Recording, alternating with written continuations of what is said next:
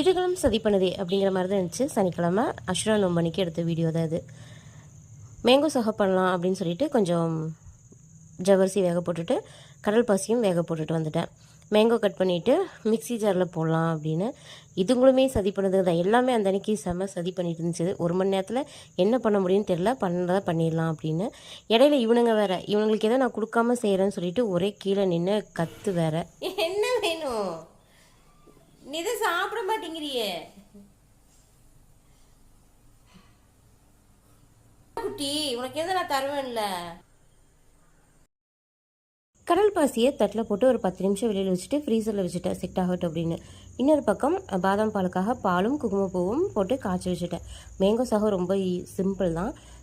மாம்பழம், பால், சக்கரை போட்டு மிக்சியில் அடிச்சுட்டு பவுலில் மாற்றிட்டு கட் பண்ணி வச்சுக்கிற மேங்கோ, வேக வச்சுருக்கிற ஜவ்வரிசி சேர்த்து மிக்ஸ் பண்ணிவிட்டு நம்ம கடல் பாசி போட போகிறோம். ஏன்னா மேங்கோ ஹீட்டு கொஞ்சம் கூலிங்காக இருக்கட்டும்னு சொல்லிட்டு கடல் பாசி நான் போட போகிறேன். இன்னொரு பக்கம் பாதாம் பாலுக்கு ஏற்கனவே வீட்டில் பாதாம் அரைச்சது இருந்தது பேஸ்ட்டு. பால் கொஞ்சம் சுண்டை காய்ச்சிட்டு அதில் மிக்சிங் சக்கரை போட்டுட்டு பாதாம் போட்டு மிக்ஸ் பண்ணி எடுத்துச்சிட்டோன்னா பாதாம் பால் ரெடி. கொண்டக்கடலை வடை, கொண்டக்கடலை, ஒரு வரமிளகா, இஞ்சி, பூண்டு, சோம்பு போட்டு அரைச்சிட்டு வடக்கி எல்லாம் போட்டு ரெடி பண்ணி வச்சுட்டேன். இன்னொரு பக்கம் கடல் பாசி இருக்கு இல்லையா, அதையுமே கட் பண்ணிவிட்டு கொஞ்சம் போட்டு மிக்ஸ் பண்ணி வைக்கலாம் அப்படின்னு. இன்னும் கொஞ்சம் செட் ஆகணும், எனக்கு டைம் இல்லை அப்படிங்கிறனால டக்குன்னு அப்போவே எடுத்துட்டேன். இன்னும் கொஞ்சம் செட் ஆகணும், இன்னும் கொஞ்சம் கெட்டியாக இருக்கும், நல்லாயிருக்கும். மேங்கோ சஹாவில் மிக்ஸ் பண்ணிவிட்டு அதையுமே ஒரு 10 நிமிஷம் ஃப்ரிட்ஜில் வைக்கலாம் அப்படின்னு அதையுமே வச்சுட்டேன்.